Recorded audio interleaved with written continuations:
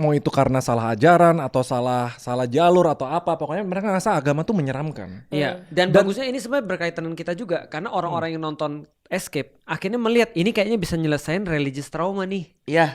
Bener. Religious trauma. Gue tuh religious trauma loh. Gue sebelum yang pas gue akhirnya satu podcast sama yang dikasih solusi, gue tuh sebenarnya dalam hati tuh anjir orang tahu gue Islam.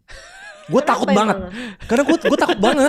Kenapa kamu takut kamu Islam? Karena gini, Ya, gue ngerti stigmanya sih. di Indonesia. Jadi dia harus di-expect sebagai orang muslim. Nah, di-expect nggak sholat lu, nggak apa lu apa. Gue Iya. jadi kayak gue takut gitu loh. Dan ngomong sesuatu yang salah tentang agama di Indonesia itu udah di. penjara.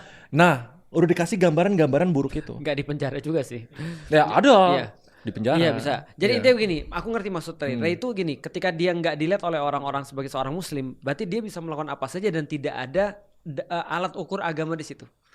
Begitu dia ngomong orang tahu dia muslim, orang mulai ngukur dia sebagai seorang muslim. Orang-orang tuh jadi kayak dapat excuse buat ngejudge Raymond jadinya Iya. tiap dia melakukan Itu sesuatu serem yang loh. Di Indonesia tuh luar. serem loh.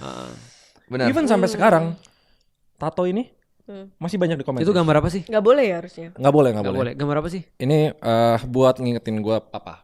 Oh, itu My kalau dad palu. and me.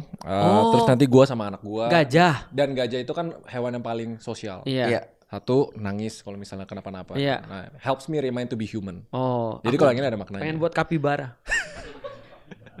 Kenapa? Karena itu hewan paling udah lost aja udah ya. Enak aja kayak hidup udah gitu aja udah. Nah itu aku tuh. Iya lagi bener. Kapibara lu ya? Iya sih. Lu nanti Bener loh dia. Iya dia kapibara banget lu loh. Iya lagi. kapibara lu bisa naik buaya gitu maksudnya. Anjir, kayak hidupnya. Dia kalau ditanyain mati sekarang pasti mau sih. Iya benar, kapibara begitu.